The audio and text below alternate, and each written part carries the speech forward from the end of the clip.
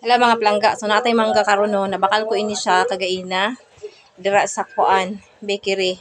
Tag 100 ang kilo. Unya karong hapon nakapalit sad ko gagmay ani nya fresh from the puno siya, hinog siya daan. Ana kanang kuan palbangaan bitaw sa kanang nag-yellow na ba? So pwede na siya kaunon actually. Ang dyan mango. So, ano siya atong try kung di ba ni siya kuan kinalburon. May siya himuton humot. Pero try na to. Di ba minsan deceiving? O tamis kayo siya. Yun. Ang uban ani akong ibutang sa cooler kay para bugnaw. Yun. Kaon kaniming? Yan. Karon lang ko na late og kaon og fruits. Manggoy kwarta. Ya, barato lang siya karon. Naay na maligya ako diri. So man nakapalit ta. Kapag mo ko lig placer. Ang paboritong banding time nila.